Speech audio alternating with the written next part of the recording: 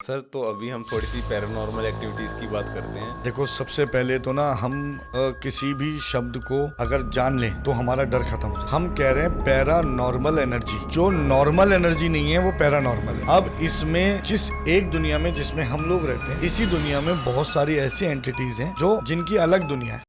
उसे एक नींबू लाना है बाजार से फ्रेश, और उस नींबू में दोनों साइड ऑलपिन डालनी है, दोनों साइड ऑलपिन डालनी है और उसे एक लाल रंग के कपड़े में बांधना है। और सैटरडे के दिन घर में ऐसी जगह रखना है जहाँ ना हाथ लगे ना झाड़ू। अगर आपके घर में इलेक्ट्रॉनिकल इक्विपमेंट्स बार बार खराब होते हैं, एक के बाद एक के बाद एक के बाद कंटिन्यूस, आप अपनी विजडम यूज करो और आप देखो ये बार बार हो रहा है, उसे एक्नॉलेज करो।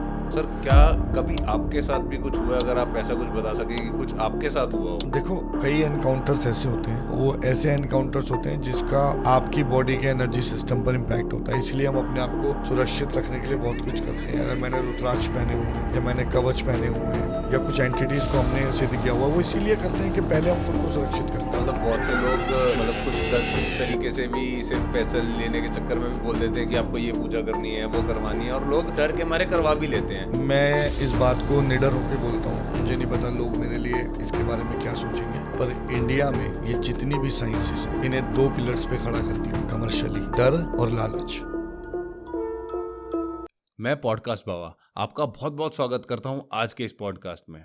आज के इस पॉडकास्ट में हमने बात की है पैरानॉर्मल एक्टिविटीज़ के बारे में, और आपको सीखने को मिलेगा कि पैरानॉर्मल एक्टिविटीज़ से आपको डरने की ज़रूरत नहीं है, बल्कि एक प्रॉपर सॉल्यूशन ढूंढने की ज़रूरत है।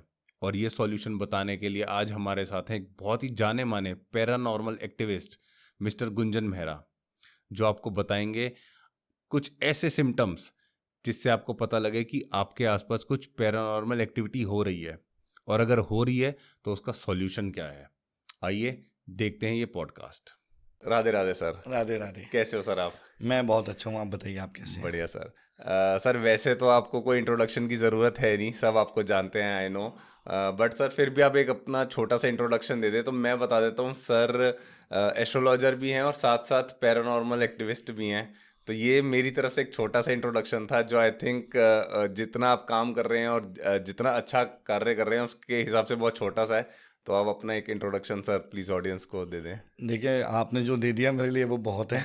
मुझे लगता है कि मैं हमेशा से एक बात कहता हूँ, मैंने अपने आप को चाहे एस्ट्रोलॉजी हो, न्यूमरोलॉजी हो, बॉडी लैंग्वेज हो, वास्तु हो, कोई भी विद्या हो या कोई भी साइंस जो मैंने सीखा है, फिर चाहे वो पैरानॉर्मल हो, I have developed myself as a mentor before anything else. मतलब मेरी जिम्मेदारी एक मार्गदर्शक की है, एक साधक की, एक सेवक की है। And if I am saying it I mean it. बस, उससे ऊपर कुछ भी नहीं। उसके अलावा दुनिया को जो नाम देना है, दुनिया जिस नाम से बुलाए, मतलब वो उसकी चॉइस है। मेरे लिए मुझे लगता है कि मैं लोगों के जीवन की एक सपोर्ट बनने की कोशिश करता हूँ, इससे ज़्यादा कुछ भी नहीं। तो सर जैसे आपके इंट्रोडक्शन में मैंने बोला कि आप एक पैरानॉर्मल एक्टिविस्ट भी हैं और एस्ट्रोलॉजर भी हैं, तो मेरा सबसे पहला क्वेश्चन आपसे यही है सर कि क्या एस्ट्रोलॉजी और पैरानॉर्मल एक्टिविटीज़ का कोई कनेक्शन है आपस में? देखिए, एस्ट्रोलॉजी, ज्योतिष एक ऐसा विज्ञान है जिससे आप हर घटना, हर चीज़ के विषय में जान सकते हो। यानी एस्ट्रोलॉजी आपको ये भी बता सकती है कि आपके साथ या आपके जीवन में कोई पैरानॉर्मल घटना घट सकती है या नहीं। मैं एस्ट्रोलॉजी को लेके एक बहुत छोटी सी बात हमेशा बोलता हूँ, और वो अगर समझ आ जाए तो उसमें उससे बाहर एस्ट्रोलॉजी कुछ नहीं है। Astrology is a bunch of possibilities. Astrology संभावनाओं का एक ऐसा गुच्छा है जिसे संभव हम अपने कर्मों से करते हैं। अगर आपको लगता है कि एस्ट्रोलॉजी हमारा भाग्य बता रही है, तो मैं समझता हूँ अभी भी आप एस्ट्रोलॉजी को गलत समझ रहे हैं। एस्ट्रोलॉजी आपके कर्म बता रही है, वो कर्म जो आपको आपके पूर्व जन्म से, आपके पूर्वजों से मिले हैं, वो कर्म, जिन कर्मों के आधार पर आप इस जीवन में कुछ और कर्म करोगे, और जो कर्म आप करोगे उनके आधार पर आप कैसा जीवन जियोगे, ये सब एस्ट्रोलॉजी बता सकती है।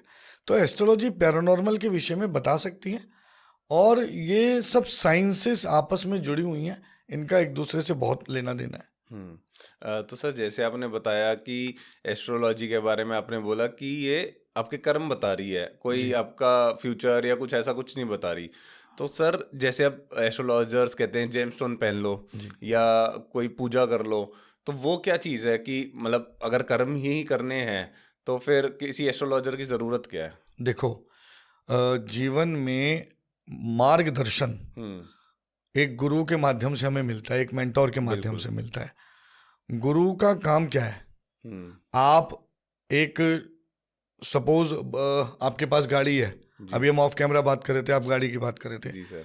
आपने गाड़ी ली और आपने गाड़ी रैंडम चलानी शुरू कर दी। हुँ, आपके पास कोई गूगल मैप नहीं, आपके पास कोई रास्ता नहीं, आप बस चले जा रहे हो। तो क्या आप किसी डेस्टिनेशन पे पहुंचोगे? बिल्कुल भी नहीं।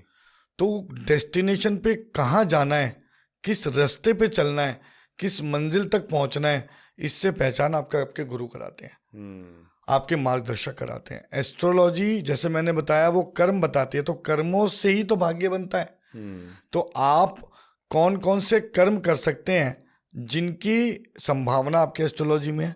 सपोज एस्ट्रोलॉजी में हम कुछ चीज़ों को देखते हैं, जैसे कोई दोष या योग है। हम बात करते हैं पितृदोष की। हुँ, मैं बहुत छोटा सा एग्जांपल देता हूँ। लोगों को शायद इसके बारे में बहुत सुना है, बहुत अलग अलग बातें सुनी है, मगर पितृदोष में एक एक संभावना बनती है कि लाइफ में एक स्नेक एंड लेडर जैसा गेम बन जाता है। अच्छा, मतलब आदमी जितनी भी मेहनत कर ले वो 99 पे आता है और वहां से वापस 0 पे आ जाता है। इसका मतलब क्या मतलब सर? वो एफर्ट कर रहा है, एफर्ट करके उसकी लाइफ में एक सिचुएशन आती है, उसे लगता है अब सब ठीक हो जाएगा, और वहां से फिर कुछ ऐसा घटित होता है कि वो 0 पे आ जाता है। यानी कि उसके कर्मों को रिजल्ट नहीं मिलते, हुँ, उसके लाइफ में स्टेबिलिटी नहीं आती। हुँ, पितृदोष में और भी कई सिम्टम्स होते हैं। पितृदोष के सिम्टम्स ऐसे हैं कि घर में अर्ली डेथ्स ओके, और एक्सीडेंटल डेथ्स, अननेचुरल डेथ्स, डेफिशिएंसियां, अबॉर्शन, मिसकैरेजेस, ये सब पितृदोष की वजह लोन्स। से है। अगर आप किसी और की वजह से आप लोन्स में फंसे हुए हैं, आप प्रॉपर्टी बनाना चाहते हैं, नहीं बन रही है, बन गई तो फल नहीं रही है, कोई ना कोई समस्या, ये सब पितृदोष की वजह से आती है। हुँ, अच्छा, लोगों को बहुत कंफ्यूजन है। कुछ लोग कहते हैं कि सर हमारे यहाँ पंडित जी आए थे, घर देख के बता गए हमारे यहाँ पितृदोष है। हाँ जी, घर में किसी दीवार पे नहीं लिखा पितृदोष है। हुँ, ठीक है। पितृदोष कुंडली में राहु केतु और चंद्रमा की सर्टेन कॉम्बिनेशंस हैं। देयर आर सर्टेन रूल्स कि इस पोजीशन पे राहु होगा या इस पोजीशन पे केतु होगा या इस पोजीशन पे राहु चंद्रमा होंगे तो पितृदोष बनेगा। अब पितृदोष हमारे पूर्व जन्म के कर्म और पूर्वजों के कर्मों का मिला जुला लेखा है, पूर्वजों के कर्मों का। दोनों का मिला हुआ। वो हमें कुंडली में पता लगता है ज्योतिष के माध्यम से, और ये जितनी भी संभावनाएं मैंने आपको बताई हैं पितृदोष में हो जाती हैं। हुँ, तो एक आम आदमी कई बार बहुत मेहनत करके भी स्टेबिलिटी नहीं ले रहा, क्योंकि पितृदोष बहुत बहुत कॉमन है। मतलब मैं आपको बताऊं 80% हॉरोस्कोप से पितृदोष निकल जाता है।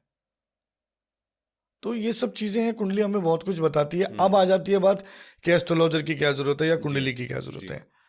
अगर आपकी जिंदगी में ऐसा कुछ हो रहा है कि एफर्ट करने के बावजूद भी आपको रिजल्ट नहीं मिल रहे, अगर ऐसा कुछ हो रहा है कि आपको दिशाहीन जीवन आप जी रहे हो, तो आपको कैसे आप दिशा पे जाओगे, कैसे आप जीवन में आगे बढ़ोगे? तो वो कुंडली एक सही मार्गदर्शक के हाथ में यदि लगेगी तो आपको सही कर्मों का मार्गदर्शन करेगा। हुँ, अभी हम ऑफ कैमरा बात कर रहे थे, मैं उस बात को अब यथार्थ कर देता हूँ। जी, आपने पितृदोष की पूजा कराई, हुँ, तो पूजा करने से घर की छत से धन बरसेगा? ना ऐसा हुआ है, बिल्कुल सर ना ऐसा ऐसा कभी होगा। हुँ, ये सोच खत्म करनी है। पितृदोष की पूजा हमारे ग्रहों को उस लेवल पे बूस्ट करेगी कि अब जब हम कोई कर्म करेंगे तो उसका रिजल्ट हमें मिलना शुरू हो जाएगा। हुँ, तो रिजल्ट अभी भी कर्मों से ही आ रहा है, लेकिन अगर कोई दोष या योग कुंडली में है तो उससे रिलेटेड जो भी उपचार या पूजा पाठ की हमें आवश्यकता है वो हमें करनी चाहिए, हुँ। बशर्ते कि कमर्शलाइजेशन के चलते हमारा सही मार्गदर्शन हो। मतलब बहुत से लोग मतलब कुछ गलत तरीके से भी सिर्फ पैसा लेने के चक्कर में भी बोल देते हैं कि आपको ये पूजा करनी है, वो करवानी है और लोग डर के मारे करवा भी लेते हैं कि उनको डर होता है कि अरे अगर ये पूजा नहीं कराई तो शायद हमारा ऐसा कुछ गलत हो जाएगा। तो वो आपकी बिल्कुल ठीक बात है कि कर्म तो करने बहुत जरूरी है। मैं इस बात को निडर होके बोलता हूँ, मुझे नहीं पता लोग मेरे लिए इसके बारे में क्या सोचेंगे, पर इंडिया में ये जितनी भी साइंसेस हैं इन्हें 2 पिलर्स पे खड़ा कर दिया कमर्शियली, डर और लालच। बिल्कुल। आज आप डर और लालच अपने अंदर से हटा दो, ये इंडस्ट्री रह जाएगी।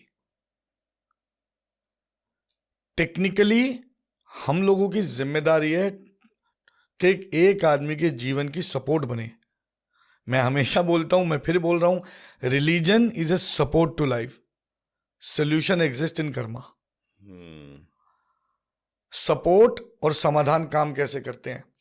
दीपक जी, सपोज कोई व्यक्ति डिप्रेशन में है जी, भयंकर डिप्रेशन में है, उसकी जीवन में वो डिप्रेशन जनरली आदमी का कॉन्फिडेंस खा जाता है, बहुत डर है आ गया है, एकदम बैकलैश हो जाता है। पहला उसका सोल्यूशन क्या है? उसका सोल्यूशन है डॉक्टर। आप डॉक्टर के पास गए, डॉक्टर ने आपको मेडिसिन दी, सोल्यूशन हो गया जी। एक दोस्त ने, एक रिश्तेदार ने पीठ पर हाथ रखकर उस व्यक्ति से कहा, don't worry, I am with you, तू घबरा मत, मैं तेरे साथ हूं। ये हो गया सपोर्ट। अब जब दोनों मिल जाएंगे तो वो जल्दी ठीक होगा, यस और नो? बिल्कुल बिल्कुल सर। तो रिलीजन का काम सिर्फ इतना है, सपोर्ट बनना, कर्म समाधान। तो दोनों जब मिल जाते हैं तो अच्छा रिजल्ट जीवन का आता है। तो रिलीजन को सपोर्ट बनाया जाए, डर नहीं। सर, तो अभी हम थोड़ी सी पैरानॉर्मल एक्टिविटीज़ की बात करते हैं। तो क्या सर, पैरानॉर्मल सुनते ही ना सब लोग बहुत डरते हैं। तो क्या जो पैरानॉर्मल एनर्जीज होती हैं, चाहे वो पॉजिटिव ले लें या negative, I am not sure, मेरे को पता भी नहीं कि पॉजिटिव होती भी है कि नहीं, क्योंकि पैरानॉर्मल सुन के सबको डर ही लगता है कि नेगेटिव वर्ड ही आता है। तो इज़ इट पॉसिबल कि कुछ पैरानॉर्मल एनर्जीज से पॉजिटिव चीज़ें भी होती हैं, पॉजिटिव चीज़ें भी की जा सकती हैं या होती हैं उनसे, या सिर्फ नेगेटिव ही है वो सब, ये वर्ड? देखो, सबसे पहले तो ना हम किसी भी शब्द को अगर जान लें तो हमारा डर खत्म हो जाता है। हम कह रहे हैं पैरानॉर्मल एनर्जी, जो नॉर्मल एनर्जी नहीं है वो पैरानॉर्मल है, राइट? बिल्कुल बिल्कुल। अब इसमें जिस एक दुनिया में जिसमें हम लोग रहते हैं, इसी दुनिया में बहुत सारी ऐसी एंटिटीज हैं जो जिनकी अलग दुनिया है। जैसे हम बहुत सारी एंटिटीज की बात करते हैं, मैं एक एग्जांपल लेता हूँ। 90% लोग अपने पूर्वजों को पूजते हैं, बिल्कुल, पितरों को, पूर्वजों को पूजते हैं। अमावस्या के दिन उनके नाम की खीर निकालना, श्राद्ध करना, ये सब करना। तो अगर, और उनको ये बिलीव भी होता है कि उनके पूर्वज उनके साथ हैं जी, और उनकी मदद कर रहे हैं। तो जो पूर्वज है, जो मर गया, जो जीवित नहीं है, वो नॉर्मल नहीं है, वो पैरानॉर्मल है, और वो एक पैरानॉर्मल एनर्जी है। तो वो पैरानॉर्मल एनर्जी पॉजिटिव भी है, हमने खुद साबित कर दिया ना। अगर हम एक ऐसी एनर्जी की पूजा कर रहे हैं जो नॉर्मल नहीं है तो वो पैरानॉर्मल हो गया। इसी तरह बहुत सारी एंटिटीज हैं, जैसे बहुत सारे देवी देवता ऐसे हैं जिनकी हम बात करते हैं, जिनकी हम पूजाएं करते हैं, जिनसे हमें जीवन में बहुत फायदा मिलता है, लेकिन वो नॉर्मल एनर्जीज नहीं है, तो वो पैरानॉर्मल एनर्जीज हैं। अब डिफरेंस कहाँ है? मैं आपको डिफरेंस बताता हूँ। डिफरेंस है जब हम किसी चीज का प्रयोग नकारात्मक विचारधारा या नेगेटिव इंटेंशन से करते हैं तो वो नेगेटिव एनर्जीज हो गई। जिसका इस्तेमाल पॉजिटिव इंटेंशंस और पॉजिटिव अप्रोच के साथ किया गया वो पॉजिटिव एनर्जीज हो गई। तो ये तो हमारे बनाए हुए शब्द हैं। मैं एक छोटी सी बात आज आपको बताता हूँ। हम बार बार बात करते हैं ब्लैक मैजिक। ब्लैक मैजिक जैसे शब्द का किसी भी शास्त्र में विवरण नहीं है। अच्छा, ब्लैक मैजिक ये हमारा बनाया हुआ शब्द है, काला जादू। काला जादू। जब कुछ ऐसे शास्त्र मनुष्य ने जीवन में अपनाए और उनके कुछ ऐसे कर्म और प्रयोग किए जिनका एक आम आदमी की जिंदगी पर मैजिकल इम्पैक्ट आया, तो उसे जादुई विद्या कहा जाने लगा। एंड जब उसकी डार्क साइड एक्सप्लोर की गई, नकारात्मक साइड एक्सप्लोर की गई, तो वो काला जादू हो गया। That is how black magic comes into existence. तो हम बस आज किसी को बोलते हैं काला जादू कर दिया, ब्लैक मैजिक हो गया, काला जादू हो गया, ब्लैक है क्या ब्लैक मैजिक? ऐसी विद्याएं और ऐसे कर्म जिनका प्रयोग नकारात्मक दृष्टिकोण और इंटेंशन से किया गया, वो ब्लैक मैजिक हो गया। पर विद्याओं का जन्म तो हमेशा से इंसान की जीवन के सपोर्ट के लिए किया गया है। ऐसी बहुत सारी विद्याएं हैं, उनका प्रयोग गलत दृष्टि से किया गया तो गलत हो गई, सही दृष्टि से किया गया तो सही हो गई। अच्छा सर, जैसे भी आप ब्लैक मैजिक की बात कर रहे हैं, हम काला जादू की बात कर रहे हैं, तो क्या कुछ जोग्राफिकल क्राइटेरिया भी होता है इसका कि कुछ एक पर्टिकुलर जगह पे कह लें, या किसी पर्टिकुलर स्टेट पे, या किसी भी एक पर्टिकुलर रूम में, अगर हम किसी भी जगह की बात कर रहे हैं, घर की भी, कि वहाँ पर पैरानॉर्मल एक्टिविटीज ज़्यादा हो सकती हैं या ब्लैक मैजिक ज़्यादा हो सकता है, ऐसा कुछ होता है कि जोग्राफिकली?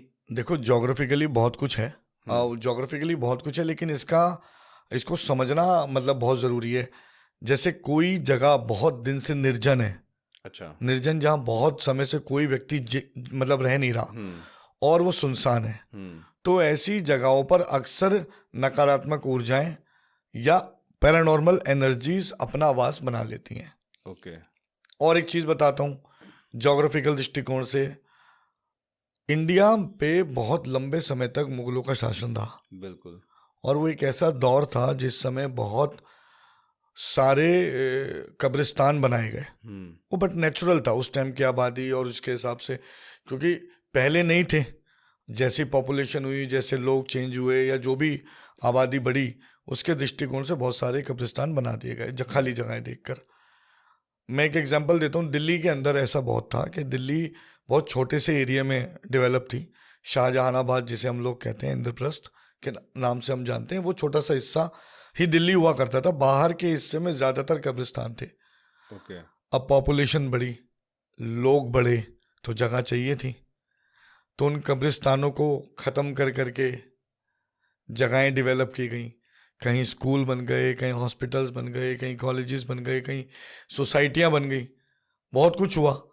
अब उन जगहों पर किसी ने उपाय करा लिए, किसी ने पूजा पाठ कर ली, या किसी ने उस जगह का एनर्जी लेवल चेक करके उस पर काम कर लिया, तो वो ठीक हो गई। जिनका नहीं हुआ वो आज भी ऐसी कई ऊर्जाओं के उसमें हैं, इम्पैक्ट में, कि वहाँ के लोगों को इस तरह की चीज़ें कई बार महसूस होती हैं। मैं ऐसे कई केसेस हैंडल किए हैं जहाँ पर बहुत समय से कुछ ऐसा चल रहा है और लोग परेशान हैं और कुछ रिजल्ट ही नहीं निकल रहा है। तो जोग्राफिकल इसका बहुत इम्पैक्ट है। बहुत सारे ऐसे एरिया हैं, जगहें हैं, जैसे खंडर, पुराने पुराने किले या पुरानी ऐसी जगहें हैं जहाँ आम आदमी का जीवन नहीं चल रहा, तो वहाँ पर इस तरह की नकारात्मक ऊर्जाओं का होना स्वाभाविक है। तो sir, as a paranormal activist, आप क्या मतलब कुछ डिवाइसेस यूज़ करते हैं, या फिर आपका मतलब आप कहीं पर गए, फॉर एग्जांपल अगर आप फॉर एग्जांपल इस स्टूडियो में आए, तो क्या आप उसका एक ऑरा भी पढ़ लेते हैं? आपको एक वो फीलिंग आ जाती है, क्योंकि शायद आपके पास वो सिद्धि है, तो उस वो आप थोड़ा सा बताओ कि बिना इलेक्ट्रॉनिक्स आइटम्स या जो भी आपके डिवाइसेस होते हैं, उसके बिना भी आप कुछ ऑरा जज कर लेते हैं कि यहाँ पर कुछ पैरानॉर्मल एक्टिविटी हो सकती है? मैं पहले तो एक बात क्लियर कर दूं, किसी डिवाइस की कोई आवश्यकता नहीं है। ये अच्छा। जो डिवाइसेस के नाम पर फ्रॉड चल रहा है, ओके। मैं इसको, ये मेरा व्यक्तिगत मानना है, मेरा व्यक्तिगत विचारधारा है कि वो पूरी तरीके से निराधार है और सिर्फ मूर्ख बनाने का रास्ता है। आप वो जो एक इलेक्ट्रोमैग्नेटिक, जी जी जी। वो जो ऑरा चेकिंग यंत्र आजकल बहुत चल रहा है, बिल्कुल। उसी के वही चीज़ आप बहुत आसान है, आप यूट्यूब पे डालो, उसके बहुत लोगों ने रिसर्च करके क्लैरिटी दी है। अंदर उसको तोड़ के भी दिखाया, उसके अंदर सिवाय रेत के कुछ नहीं निकलता, कुछ अच्छा। होता ही नहीं है। मेरे एक फॉलोअर के साथ सिमिलर केस हुआ कि उसके यहाँ एक पैरानॉर्मल एक्सपर्ट आए और वो ऑरा चेकिंग यंत्र के साथ थे। अब उन्होंने ऐसे किया, उन्होंने कहा भाई यहाँ तो नकारात्मक ऊर्जा है, ये सब है और बहुत दिक्कत है। और अब मैं अलग अलग, और बड़ा खूबसूरत घर उस व्यक्ति का, मैं आपको क्या बताऊं, और बहुत सीधे शरीफ लोग, डरे हुए। तो यहाँ नेगेटिव एनर्जी है, नेगेटिव एनर्जी है, यहाँ 3 रॉड यहाँ लगा दो दीवार में, 3 रॉड इस दीवार में लगा दो, 3 रॉड उस दीवार में। उन्होंने जगह जगह अच्छे खासे घर में रॉडें लगवा दी। अब देखो यंत्र सही चल रहा है। रॉड लगने के बाद नहीं पता लग रहा, हाँ पंडित जी सही कह रहे हो। अब वो बंदा बहुत, अब उसके नाम पे उनसे कितनी बार ठगा गया। वो एक बार आने, उसने 2 विजिट के उनसे 21,000 रुपये लिए। अच्छा। और 1,500 रुपये प्रति रॉड के हिसाब से उसके घर में लगाई। लोहे की एक मामूली सी रॉड थी और वो 1,500 रुपये प्रति उसके हिसाब से लगाई। और कम से कम 16 रॉड उसके घर में अलग से लगाई। तो अब आप कैलकुलेट कर लो कि कितना पैसा उस व्यक्ति ने उनसे ले लिया। वो आदमी आजकल सबसे ज्यादा आदमी फाइनेंशियली परेशान है। बिल्कुल ठीक है। और आप उसे और फाइनेंशियली ड्रेन कर दो। ठीक है।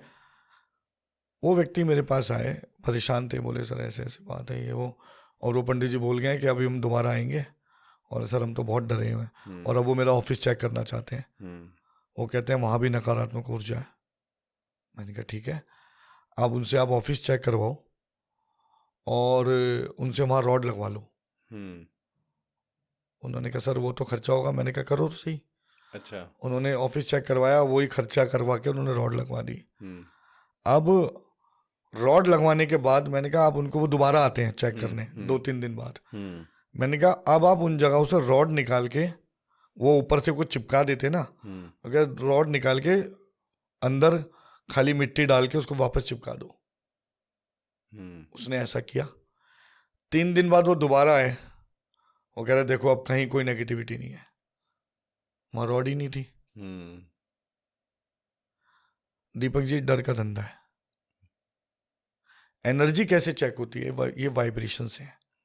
हमने सिद्धियां की हैं, हमने मंत्र सिद्ध किए हैं, हमने साधनाएं की हैं। एक एग्जाम्पल है, एक आदमी एक दीवार पे 6 महीने से कान लगा के खड़ा था। दूसरा आया, 6 मिनट तक उसने भी कान लगाया और उससे पूछने लगा कि यहाँ तो कोई आवाज नहीं आ रही, आप क्या सुन रहे हो? बोला जो चीज सुनने के लिए मैंने 6 महीने से कान लगा रखा है, तुम 6 मिनट में सुनना चाहते हो? तो energy reading is absolutely possible, but वो आपकी साधनाओं के, आपकी सिद्धियों के, आपकी मंत्र शक्ति, इनसे पता लगती है। आप किसी भी प्रॉपर्टी में जैसे जाते हो, वहाँ एक उसका एक ऑरा होता है जी। वो ऑरा हम लोग बनाते भी हैं। जैसे सपोज आपने नई प्रॉपर्टी खरीदी, अब जब आप इसमें घुस रहे हो तो कई बार आपको लगता है यार ये तो बहुत खराब है, हम इसे ठीक कराएं। तो वो जो डेंटिंग पेंटिंग जो हम सब करवाते हैं, क्यों करवाते हैं? To feel positive. अगर हम गंदगी में रहेंगे तो हमें नेगेटिव थॉट्स आएंगे, और हम पॉजिटिव साफ सुथरे घर में रहेंगे तो हमें पॉजिटिव थॉट्स आएंगे। बिल्कुल। तो ये बिल्कुल वैसे ही काम करता है। इसके अलावा उस प्रॉपर्टी का, जैसे अब ज्योग्राफिकल बात कर रहे हैं, वो कुछ एक अपना ऑरा सिस्टम भी होता है। तो हर जगह में कोई ना कोई चीज़ ऐसी होती है जो पहले से होती है, जो कुछ समय तक रहती है, और कुछ समय के बाद अगर आप उसमें लगातार ईश्वर की साधना या पूजा कर रहे हो तो उसका इम्पैक्ट धीरे धीरे धीरे धीरे कम हो जाता है। जैसे फॉर एग्जांपल हम किसी प्रॉपर्टी में गए, जैसे मैं जनरली विजिट करता हूँ, और अगर मुझे महसूस होता है तो मैं वहाँ पे कुछ टेस्ट करवाता हूँ। अच्छा। Diagnose, self test. मेरी रॉड लगाने से टेस्ट नहीं, सेल्फ टेस्ट। सेल्फ टेस्ट मतलब एक टेस्ट है, कोई भी व्यक्ति कर सकता है। मैं आपके चैनल के माध्यम से बताता हूँ। और बहुत पहली बात है, इसे टेस्ट समझे। लोग टेस्ट से भी डर जाते हैं, तो ये टेस्ट है, सोल्यूशन नहीं है। एक साधारण सा आपने नींबू लिया, तो सर सॉरी मैं आपको बीच में रोक रहा हूँ, मतलब ये टेस्ट कोई भी कर सकता है? कोई भी okay. जिसको लगता है कि उसके घर में कोई भी नकारात्मकता है, जैसे कुछ सिम्टम्स होते हैं, उन सिम्टम्स को समझो। अब मैं आपकी बात को देखो कितने अच्छे से कनेक्ट करूंगा, जो भी आपने पहले सवाल पूछा था, ज्योतिष और पैरानॉर्मल जी। घर में नकारात्मक ऊर्जा का एक आम आदमी कैसे पता लगाए? आपके चैनल के माध्यम से मैं आपके दर्शकों तक ये बात पहुंचा रहा हूं, जिसमें आपको फिलहाल किसी मेंटोर की जरूरत नहीं। मेंटोर की जरूरत उसके बाद है, अगर आपको ऐसा कुछ महसूस होता है। अगर आपके घर में इलेक्ट्रॉनिकल इक्विपमेंट्स बार बार खराब होते हैं, एक स्विच ठीक कराया दूसरा खराब हो गया, बल्ब ठीक कराया फैन खराब हो गया, फैन ठीक कराया एग्जॉस्ट खराब हो गया, कुछ भी, ओवन, वॉशिंग मशीन, एक के बाद एक के बाद एक के बाद कॉन्टिन्यूस। ऐसा नहीं गर्मी में एक पंखा फूक गया तो दूसरी लाइट फूक गई तो हमने लगा लिया उसको, नहीं, दो नहीं। Be wise. आप अपनी विजडम यूज करो और आप देखो ये बार बार हो रहा है, 2 बार, 4 बार, 5 बार, 10 बार हो रहा है, नॉलेज, उसे एक्नॉलेज करो। यदि घर का ड्रेनेज सिस्टम बार बार खराब होता है, ओके, यानी कि आपको लगता है कि बार बार आपकी नालियां ब्लॉक हो जा रही हैं, आप ठीक करा रहे हो, उन्हें फिर से वो ब्लॉक हो जाए, सीवेज सिस्टम बार बार खराब हो रहा है, ये एक दूसरा सिम्टम हो गया। ओके, तीसरा, घर में बार बार सीलन आ रही है, आप देख रहे हो आसपास कोई मकान भी नहीं है, आपने अपना मकान अच्छे से बनाया हुआ है, मतलब कोई लॉजिकल रीजन नहीं है, फिर भी सीलन आ रही है। चौथा, जो हमारा टैप लीकिंग सिस्टम होता है, टैप होता है ना बाथरूम में, नल वगैरह होते हैं, एक ठीक करा रहे हो दूसरा खराब हो रहा है, दूसरा ठीक करा रहे हो तीसरा खराब हो रहा है, ये भी एक नकारात्मक ऊर्जा का एक सिम्टम है। और घर में लगी हुई तुलसी, उसे पूरा प्रॉपर पानी और धूप मिलने के बावजूद भी कभी नहीं फलती, एक बार नहीं 2 बार 3 बार आपने चेंज किया और नहीं फल रही है, इसका मतलब घर में कोई नकारात्मक ऊर्जा का प्रभाव हो सकता है। अब सीधा सीधा ये डरने की आवश्यकता नहीं है कि नकारात्मक ऊर्जा है तो भाई पता नहीं भूत आ गया है, ये आ गया वो आ गया, पहले सोचिए। वो नकारात्मक ऊर्जा कई तरीके की हो सकती है, हो सकता है उस प्रॉपर्टी से रिलेटेड हो सकता है किसी व्यक्ति विशेष से रिलेटेड हो सकता है आपके आने जाने वाले लोगों से रिलेटेड हो सकता है आपके रिश्तेदारों के इंटेंशन से रिलेटेड हो, बहुत सारी चीजें हो सकती हैं। वास्तु दोष भी हो सकता है। और वास्तु दोष को मैं अभी बाद में डिटेल में बात करूंगा, आपको एक छोटी सी बात बताना चाहता हूँ, क्योंकि वास्तु दोष के नाम पर भी ये चल रहा है कि लोगों के बेचारों के बाथरूम तोड़वा दिए, घर तोड़वा दिए, दीवारें तोड़वा दी। अब एक गरीब आदमी जो स्लम में रह रहा है, एक कमरे में जीवन बिता रहा है, वो कैसा वास्तु मेंटेन करता होगा। करेंगे सर, हम वास्तु की बात भी करेंगे, है ना जी। तो ये आ गया आपका नेगेटिव सिम्टम्स हैं, ये वो सिम्टम्स हैं जिसे एक आम आदमी पहचान सकता है कि उसके घर में नकारात्मक ऊर्जा का इम्पैक्ट हो सकता है। अब उसे क्या करना है, उसे एक नींबू लाना है बाजार से फ्रेश, और उस नींबू में दोनों साइड ऑलपिन डालनी है, जो ऑलपिन निकलती है ना, शर्ट वगैरह हम खरीदते हैं, नहीं, दोनों साइड ऑलपिन डालनी है और उसे एक लाल रंग के कपड़े में बांधना है, और सैटरडे के दिन घर में ऐसी जगह रखना है जहां ना हाथ लगे ना झाड़ू। अच्छा, ये दिन के समय में रखना है, मतलब कोई पर्टिकुलर टाइम है सर? सूर्योदय के बाद और सूर्यास्त से पहले कभी भी रख सकते हो। थोड़ी सी कोई टाट है या थोड़ी सी ऐसी जगह है, ऊंचा अलमारी है, अलमीरा है, उसके ऊपर रख दो। इसे सैटरडे रखो और 3 दिन तक रखा रहने दो। ट्यूसडे आया, ट्यूसडे को आप उसे निकालो। किस टाइम सर? शाम को, सूर्यास्त के बाद। अब उसे आप बाहर निकालो, लाल कपड़े से बाहर निकाल लो। उसके बाद नींबू को रखो और एक घर का लोकल जो भी आपका नाइफ है सब्जी वब्जी काटने का, फ्रेश साफ सुथरा ऐसा नाइफ लो और उसे गंगा जल में डिप करो। नाइफ को गंगा जल में डिप करके शुद्ध करो, उस पर सेंधा नमक लगा के शुद्ध कर लो। सेंधा नमक नहीं है तो कुछ ना लगाओ, उसमें डिप कर लो गंगा जल में। और उसके बाद नींबू को एक प्लेन पेपर पे रख के काटो। ठीक है। अब नींबू रखने से पहले उसकी फोटो खींचो, नींबू निकालने के बाद फोटो खींचो, और नींबू काटने के बाद फोटो खींचो। आप उसमें यदि कोई ऐसा चेंज देख रहे हैं जो नॉर्मल नहीं है, जैसे नींबू एक ऐसा फल है जो सड़ भी जाए तो उसके रस का कलर चेंज नहीं होता, बीज का कलर भी वैसा का वैसा ही रहता है। तो अगर आप देख रहे हो बीज काले पड़ गए हैं, रस लाल रंग का निकल रहा है, रस हरे रंग का निकल रहा है, साफ सुथरा रखा नींबू पे दाग बन गए, मतलब तो अंदर की तरफ, अंदर या बाहर कहीं भी। तो सर अगर फ्रिज के बिना नींबू रखेंगे तो बाहर तो दाग वैसे भी शायद पड़ जाएंगे। 3 दिन में नहीं बनेंगे। अच्छा, आप उसके पैरेलल दूसरा नींबू रख दो ना, कोई सा भी, बिना ये ऑलपिन डाले, आप देखो 3 दिन में कोई दाग नहीं बनता। सूखता हुआ, अगर जरूर गर्मी ज्यादा है तो सूखता हुआ महसूस होगा, दाग नहीं बनेगा। और आपने ये चीज सही बोली कि मतलब एक नॉर्मल नींबू भी रख के देख सकते हैं कि आपको फिर डिफरेंशिएट करने में आपको डिफरेंस पता लग जाएगा। तो यदि उस नींबू पे कुछ नहीं निकलता तो आप सबसे पहले अपने आप को टेंशन मुक्त कीजिए कि कोई नकारात्मक ऊर्जा नहीं, आपको किसी की आवश्यकता नहीं है। अब ये जितने सिम्टम्स मैंने बताए हैं, एस्ट्रोलॉजी में इसे राहु के सिम्टम्स से भी जोड़ा गया है। जी बिल्कुल।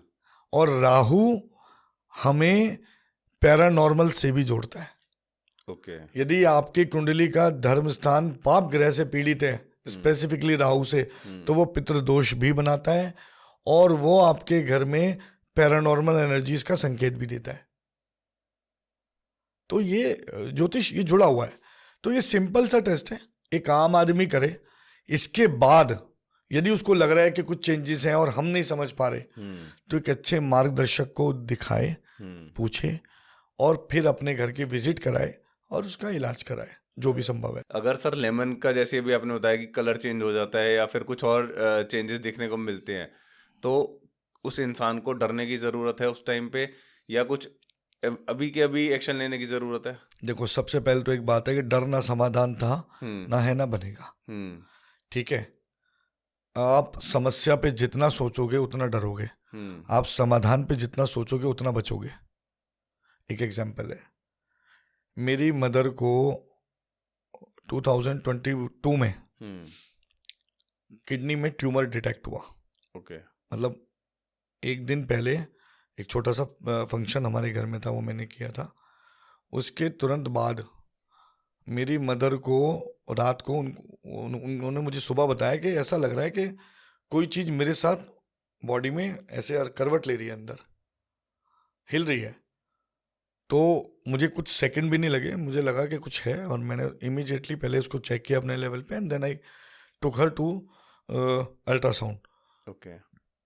मैंने उनका अल्ट्रासाउंड कराया। अल्ट्रासाउंड कराते ही मुझे ये पता लग गया कि उनके किडनी में ट्यूमर है। अब मेरे पास दो रास्ते थे, पहला वो मैं डरूं, घबराऊं और चिंता में टेंशन में आ जाऊं, दूसरा समाधान की डायरेक्शन में भागूं। मैं समाधान के डायरेक्शन में भागा।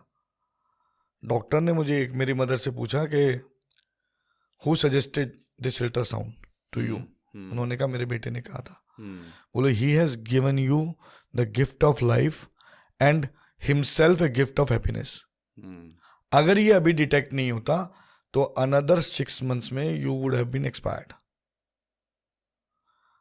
अब उनका वो टचवुड निकल गया है, किडनी रिमूव हो गई है and she is all fine. तो I have just quoted this example. इसका उद्देश्य सिर्फ यही है कि आपको यदि कोई समस्या का पता लग रहा है तो आप सिर्फ समाधान के विषय में सोचो और अच्छे एक्सपर्ट को चुनो, अपने एक सही मेंटोर को चुनो और उससे समाधान पूछो और समाधान कराओ। डरना कभी समाधान नहीं है। सर, जैसे भी डरना समाधान नहीं आप बता रहे हो, तो एक नॉर्मल व्यक्ति को कैसे पता लगे कि उसके साथ कुछ पैरानॉर्मल एक्टिविटी हो रही है या फिर वो सिर्फ उसका साइकोलॉजिकल थॉट है? कई बार क्या होता है कि हम कुछ ऐसी जगह पे गए जहाँ पे, जैसे हम पहले बात कर रहे थे, थोड़ी सुनसान जगह है या कुछ खंडर टाइप है, तो वो डर अंदर बैठ जाता है। फॉर एग्जांपल भांगड़ गए, फॉर एग्जांपल कि हमने सुना है वहाँ पे बहुत कुछ है और कोई पहली बार भांगड़ गया, वो वापस आया तो उसके मन में वो, वहाँ पर उसने कुछ एक्सपीरियंस नहीं करा बट उसके मन में वो डर बैठ गया और फिर उसके साथ कुछ पता नहीं मे बी एक्टिविटी हो रही है या फिर उसका सिर्फ साइकोलॉजिकल थॉट है। तो कैसे वो डिफरेंशिएट करें कि एक्चुअली में कुछ हो रहा है या फिर एक सिर्फ साइकोलॉजिकल थॉट है ये? देखें, एक सिंपल सी बात है कि जब हम किसी भी चीज़ को लेके ज़रूरत से ज़्यादा सोचते हैं या ओवर थिंक करते हैं तो हम बहुत सारी परसेप्शंस को डेवलप कर लेते हैं। तो जैसे कि आपने कहा कि हम भानगढ़ गए, तो जितना हमने भानगढ़ के बारे में सुना हुआ है वो सब दिमाग में डेवलप होगा। बिल्कुल। खिचड़ी पकनी शुरू होगी ओवर थिंकिंग के रूप में एंड आप चाहो ना चाहो आप बोलोगे मैंने कुछ महसूस किया है। ये बिल्कुल सही है। जैसे मैंने अभी कुछ सिम्टम्स बताए, ये जनरल सिम्टम है। तो किसी व्यक्ति, ये नकारात्मक ऊर्जा कैसे पता लगे? क्योंकि नकारात्मक ऊर्जा 2 तरीके से होती है, या तो किसी व्यक्ति विशेष के साथ होगी या उसके घर पे होगी। अगर घर में है तो वो सबको इम्पैक्ट कर सकती है। और व्यक्ति विशेष के साथ है तो केवल व्यक्ति को इम्पैक्ट कर सकती है। तो कुछ ऐसे चेंजेस आपकी बॉडी में जो कि प्रैक्टिकली पॉसिबल नहीं लगते, मेडिकली उनका कोई प्रॉब्लम नहीं आ रहा है टेस्ट में, तो ऐसे जो प्रॉब्लम्स आपको लगती हैं तो वो बहुत यथासंभव है कि किसी नकारात्मक ऊर्जा का प्रभाव हो।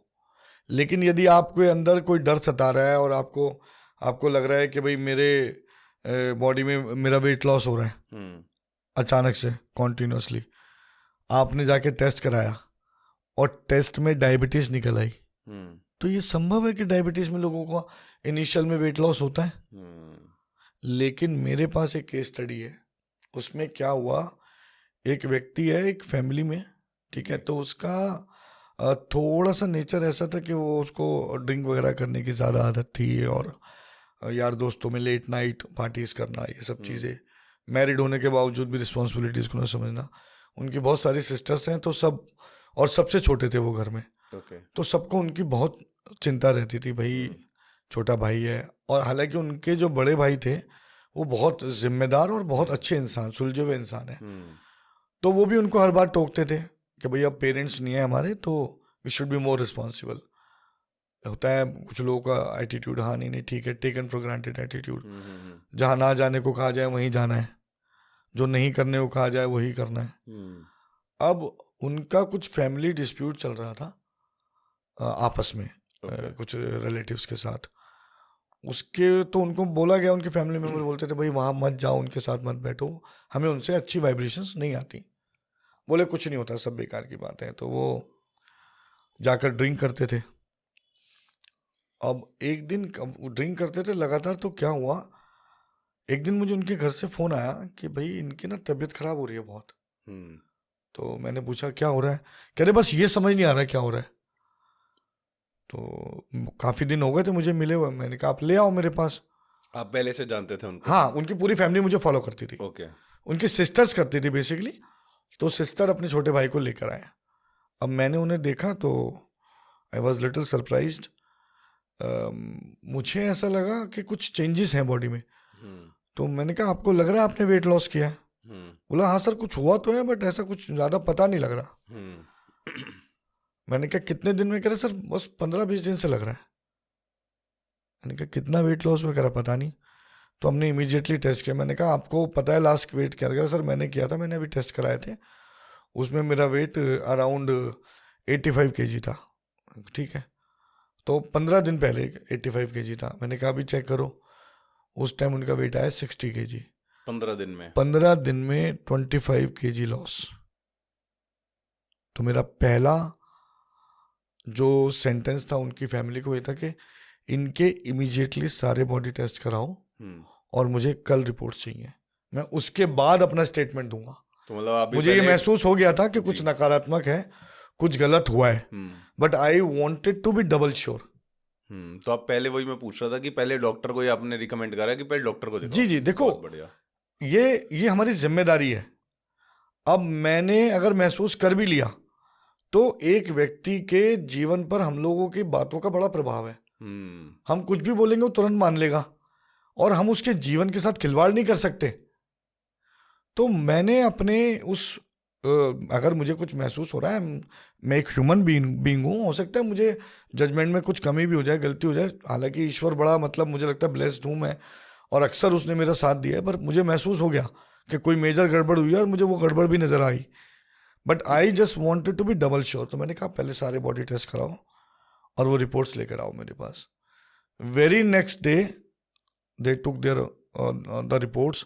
उसमें मैं कुछ पर्टिकुलर टेस्ट जैसे HbA1c, lipid profile, CBC, LFT, KFT ये स्पेसिफिकली करा लेता हूँ। तो सारे बॉडी टेस्ट एब्सोल्युटली नॉर्मल, कोई प्रॉब्लम ही नहीं किसी टेस्ट में। और मैंने कहा था भाई एक बार डॉक्टर को भी दिखाओ।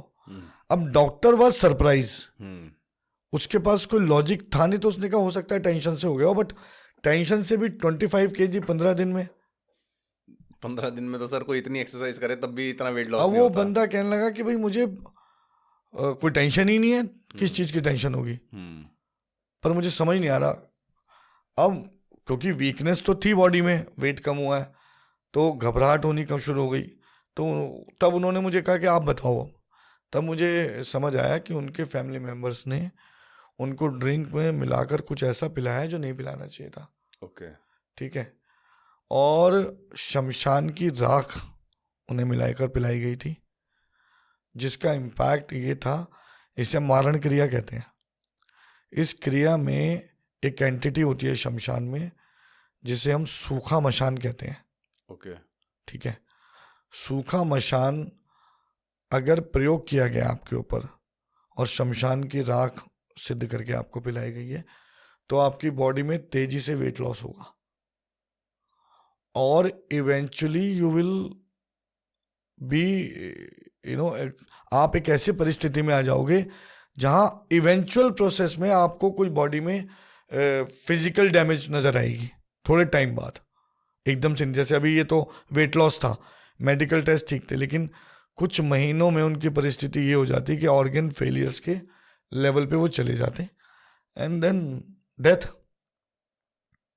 तो मारण क्रिया से किसी व्यक्ति को मारा जा सकता है। तो सर जैसे भी आपने बताया कि मारण क्रिया से किसी व्यक्ति को मारा जा सकता है, और जैसे कि आपने ये केस स्टडी बताई कि किसी ने कुछ कर दिया, जो भी एक्टिविटी करी, तो सर अगर किसी पे कुछ हुआ है, कुछ ऐसी एक्टिविटी हुई है, तो इज इट पॉसिबल कि वो वापस 100% पहले जैसा ठीक हो सके? वो हो गए जिनकी मैंने केस स्टडी बताई है, वो आज बिल्कुल फिट एंड फाइन है। अगले 2 महीनों में उन्होंने अपना सारा बॉडी वेट भी गेन कर लिया था and he is absolutely fine.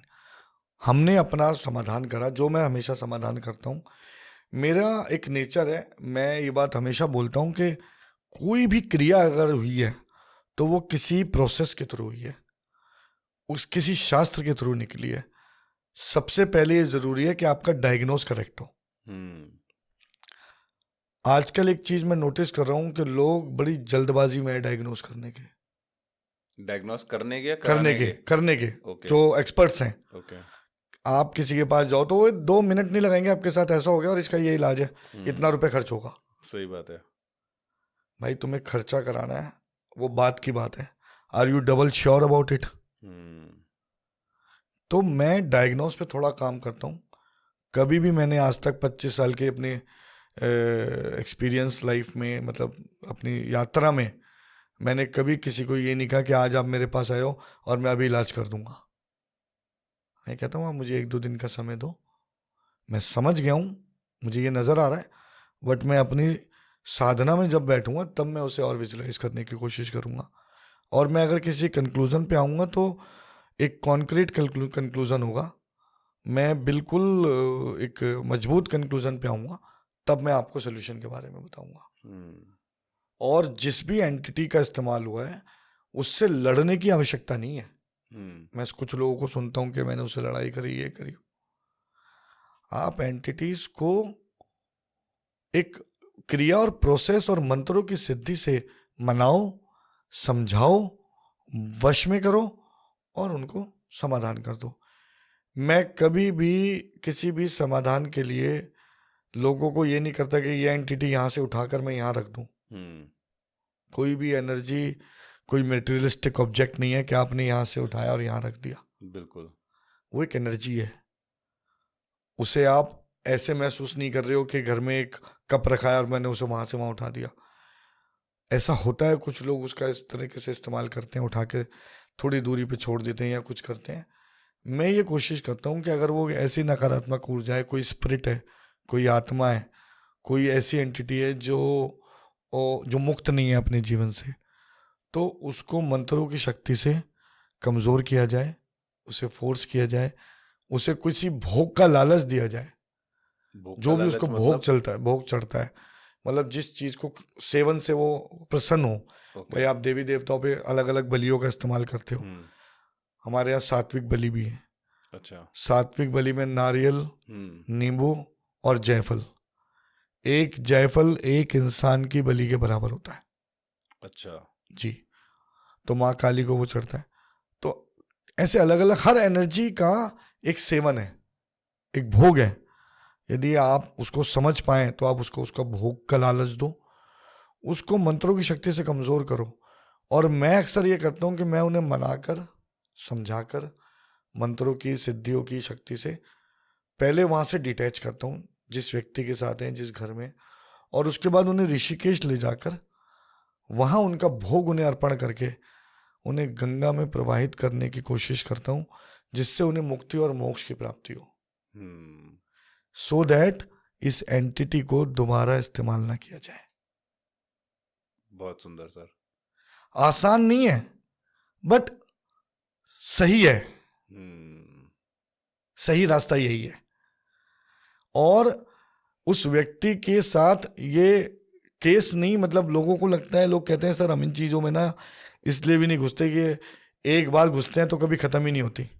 बिल्कुल, ऐसा लोग बोलते हैं। ऐसा अक्सर लोग बोलते हैं, जी। कह रहे सर इसलिए डर लगता है। अब उस डर की वजह से लोग नुकसान भुगत लेते हैं, क्योंकि उनको सही मार्गदर्शक यदि नहीं मिलता तो एक वकील की तरह केस उनका चलता रहता है। हर बार एक नया मुद्दा, एक नई परिस्थिति उनको दे दी जाती है। इसीलिए मैं हमेशा कहता हूं, एक साधक की ये जिम्मेदारी है कि वो अपने ऊपर, आपके ऊपर ट्रस्ट करने वाले लोगों के जीवन की सपोर्ट बने, उनका डर ना बने। आपके ऊपर यदि आप लोग विश्वास कर रहे हैं तो आप समझो कि आपकी जिम्मेदारी और बढ़ गई। दीपक जी, मुझे रात को 12 बजे भी फोन आता है तो मैं फोन उठाता हूँ। मैं सोचता हूँ कि रात के 12 बजे किसी व्यक्ति ने मुझे चुना है बात करने के लिए, मनोरंजन के लिए तो फोन नहीं किया है। तो यदि इस टाइम में उसके काम आऊंगा, क्या पता उसके जीवन में कोई बड़ी घटना घटने से बच जाए। और ऐसा कई बार हुआ मेरे साथ, ऐसा कई बार हुआ है। इसीलिए किसी भी नकारात्मक ऊर्जा को आप अपमान के दृष्टिकोण से ना देखें, उनको भी सम्मान के दृष्टिकोण से देखा जाए और उनका सम्मान करके उनको डिटैच किया जाए। तो ऐसी बहुत सारी एंटिटीज हैं। तो सर, जैसे भी आप बता रहे थे कि आप मतलब एक पूरा अपने प्रोसेस बताया कि कैसे आप ऋषिकेश लेके जाते हो और सब, तो सर ऐसा ना मैंने बहुत बार सुना है कि कोई बोलता है कि मैंने भूत पकड़ लिया या मैंने कोई आत्मा को वश में कर लिया, तो उसका मतलब क्या होता है? और जैसे आपने बोला कि मैं उस एंटिटी को यहाँ कहीं एक पर्टिकुलर जगह से ऋषिकेश लेके जाता हूँ, तो वो प्रोसेस क्या होता है और कैसे लेके जाते हो आप? कि कोई लोग बोलते हैं मैंने मटके में भूत पकड़ लिया, तो वो क्या प्रोसेस होता है और कैसे लिया, मतलब लेके जाया जाता है? क्या मटके में ही भूत, ऐसा मैंने सुना है सिर्फ सर। और आई एम श्योर कि बहुत सारे लोगों ने भी यही सब चीजें सुनी है, इंटरनेट पे, यूट्यूब पे यही सब चल रहा है सर, तो आप सच बताओ। जो मटकी विद्या है वो अलग विद्या है, वो एक अलग चीज है। ये डिटेल में मैं नहीं बता सकता कि क्या और कैसे ले जाता हूँ, पर मैं बताता हूँ कि लॉजिकली क्या है।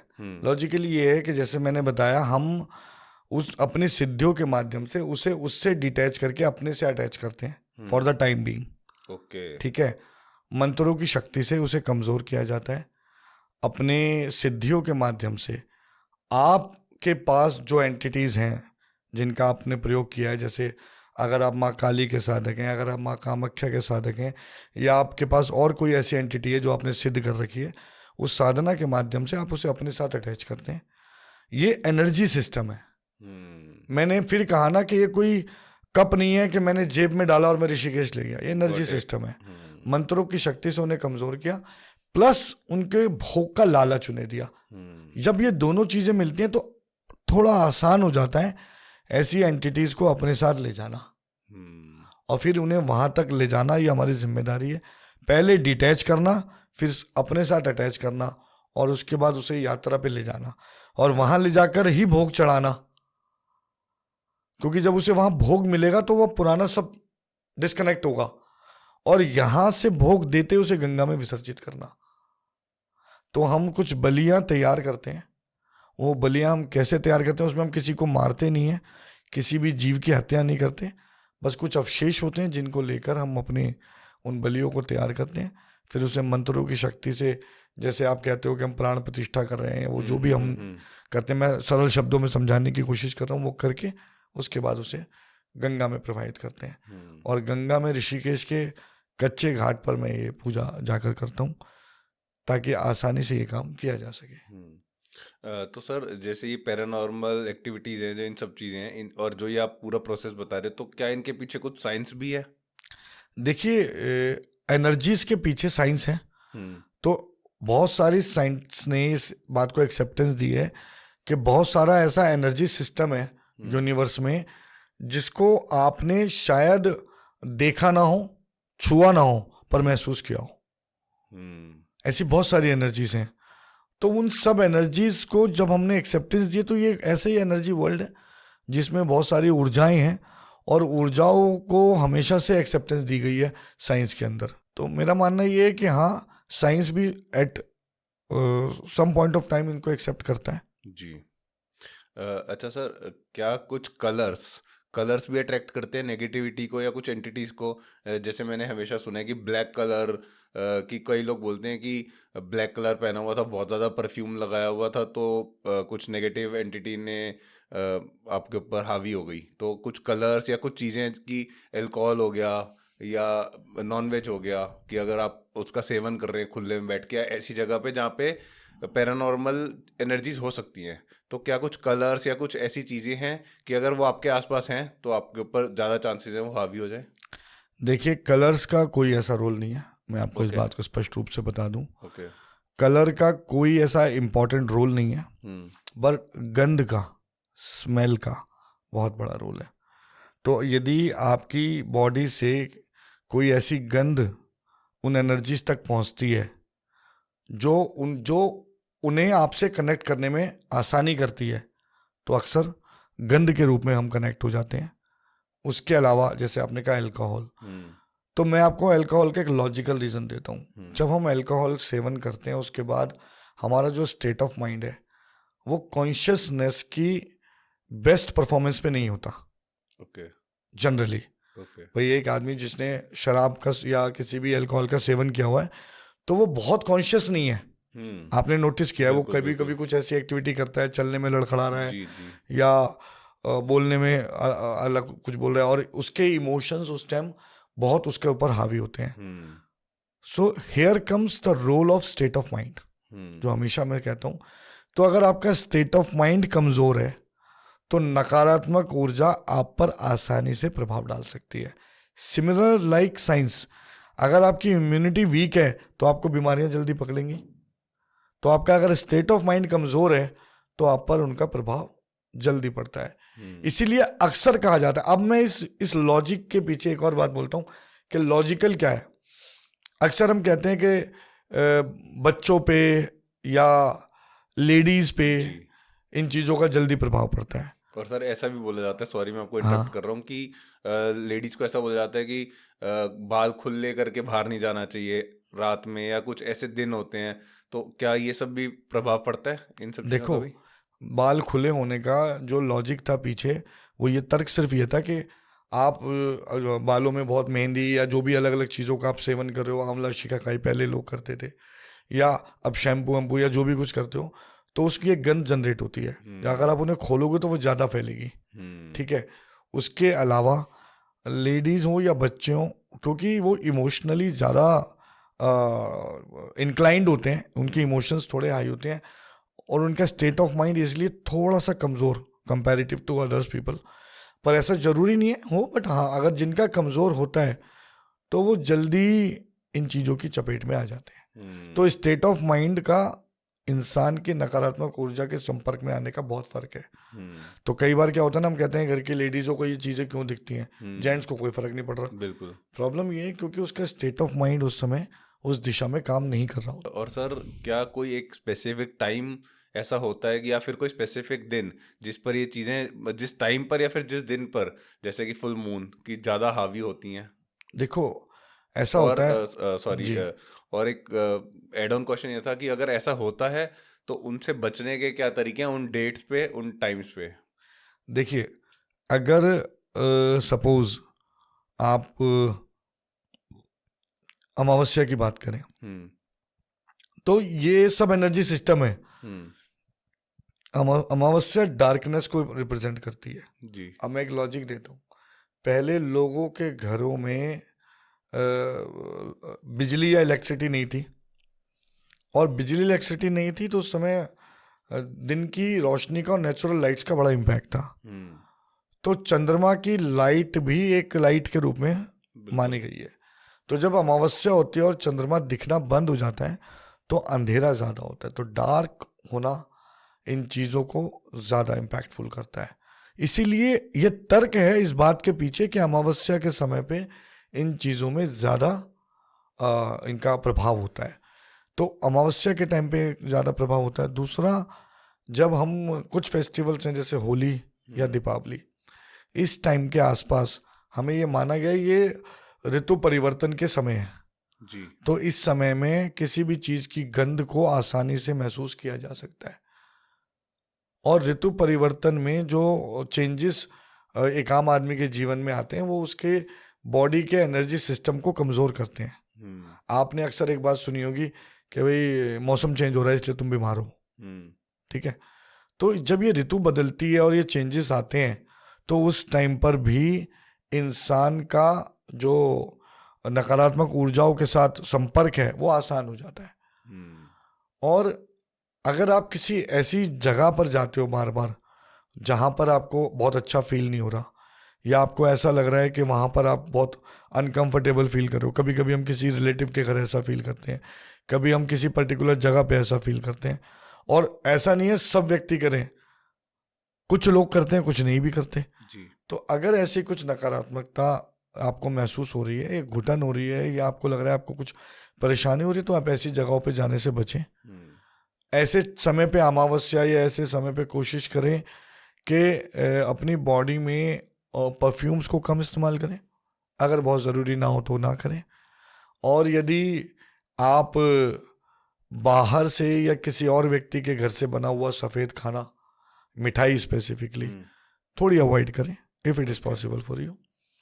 बाकी अपने अंदर के भक्ति भाव को बढ़ाएं, ईश्वर की तरफ समर्पण को रखें, जो आपके अंदर की नकारात्मक ऊर्जा को हटाएगा और आपके स्टेट ऑफ माइंड को बढ़ाएगा।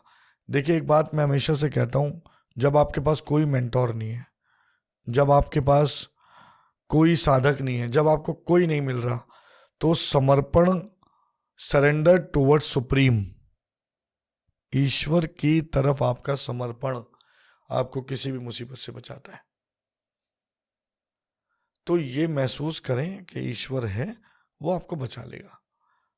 तो अपनी भक्ति भाव को बढ़ाएं, अपनी स्पिरिचुअल जर्नी को स्ट्रॉन्ग करें, मेडिटेशंस करें, ईश्वर का ज़्यादा नाम लें, तो आप ज़्यादा आगे तक जा पाएंगे और आप ज़्यादा अपने आप को और अपने परिवार को बचा पाएंगे। जी।